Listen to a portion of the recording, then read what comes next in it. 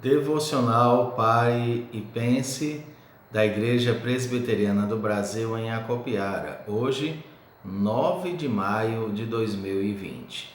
Saúdo a cada um de vocês com a paz e a graça do nosso Senhor e Salvador Jesus. Hoje eu quero compartilhar convosco um texto que se encontra no Evangelho de Mateus, no capítulo 6, verso 33. Diz assim: Buscai, pois, em primeiro lugar o seu reino e a sua justiça, e todas estas coisas vos serão acrescentadas. Meus amados irmãos e amigos, todos nós sabemos que um dos males da nossa época, mais presente do que em outros momentos, é exatamente a ansiedade. Não quero dizer com isso que a ansiedade não tenha feito parte da vida das pessoas ao longo de toda a história. Certamente, ao longo da mesma história, muitas pessoas e gerações lidaram com as suas próprias ansiedades. Mas eu afirmo dessa maneira porque nós estamos vivendo uma época onde nós encontramos as pessoas sendo consumidas pela ansiedade, morrendo e se angustiando excessivamente com o dia de amanhã, sendo que o amanhã ainda não chegou. Muitos estão deixando de viver o hoje, preocupados com o amanhã, esquecendo-se do ontem, esquecendo-se do hoje e preocupadas com o amanhã. No texto que estamos olhando agora, o nosso Senhor Jesus fala acerca de qual deve ser a nossa principal busca. Ele diz no versículo que nós acabamos de ler: Buscai, pois, em primeiro lugar o reino de Deus e a sua justiça. O que Jesus queria dizer com isso?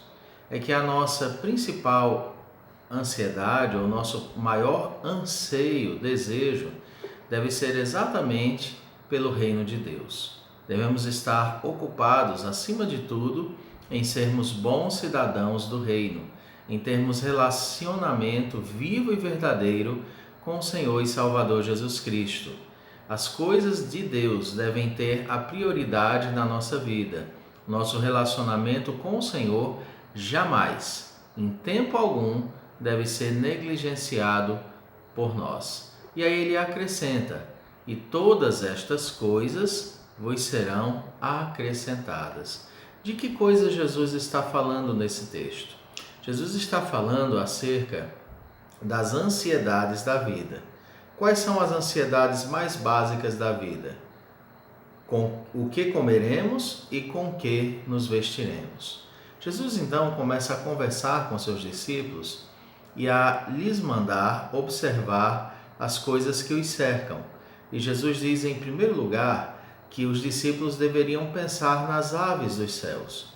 Jesus diz que elas não trabalham, não ajuntam em celeiros, mas Deus as sustenta diariamente, e que os discípulos do Senhor são muito mais preciosos do que as aves.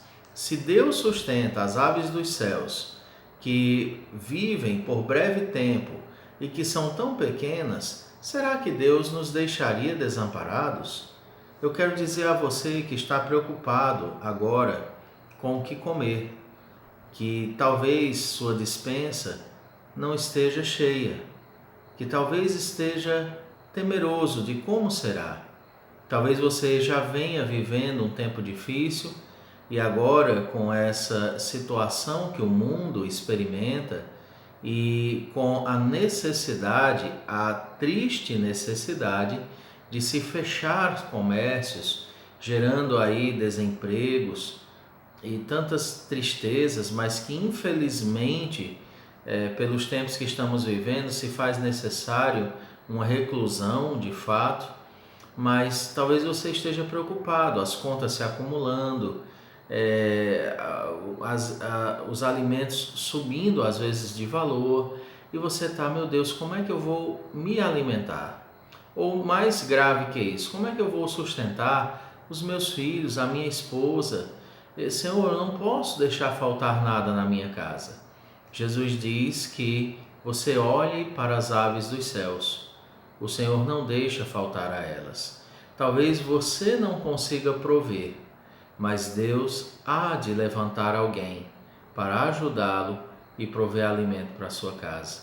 Nós temos visto isso constantemente assistindo os telejornais. Eu sei que há muita pobreza em nosso país e no mundo de um modo geral, mas Deus, na sua generosidade, tem levado o que comer a muitas pessoas. Aqueles que têm mais, não todos, é claro, mas muitos daqueles a quem Deus deu mais estão tendo a consciência de socorrer aqueles a quem Deus deu menos. Então, é Deus quem nos alimenta. Essa é a primeira questão que eu queria deixar para você. A segunda é que é Deus também que nos veste. A Bíblia diz nesse texto, Jesus falando, que você também observe os lírios do campo, as flores do campo. Jesus diz que essas flores, elas nascem hoje e morrem amanhã. As ervas do campo nascem e morrem. Mas Jesus destaca a grande beleza dessas ervas do campo, que são tão belas e tão cuidadosamente tecidas, que nem mesmo Salomão, em toda a sua glória, se vestiu desta maneira. E aí Jesus volta a dizer, se Deus veste assim a erva do campo, que nasce hoje e morre amanhã, que vive por um tempo tão breve, será que esse Deus não vai vestir você, não vai suprir a sua necessidade? Queridos, eu tomo emprestadas aqui as palavras do apóstolo Paulo, noutro texto, na carta aos Filipenses, quando ele diz que sabe o que é ser honrado e sabe o que é ser humilhado. Queridos, eu já pude presenciar momentos de grande fartura na minha mesa, onde eu podia comer uma variedade de alimentos muito grande. Eu também já vivenciei momentos de agradecer com a minha esposa por termos tão somente uma porção de arroz e um ovo para repartirmos entre nós em alguns tempos mais difíceis. Mas eu quero te dizer que esse Senhor a quem nós servimos nunca nos deixou sem nada. E na hora certa Ele providenciou.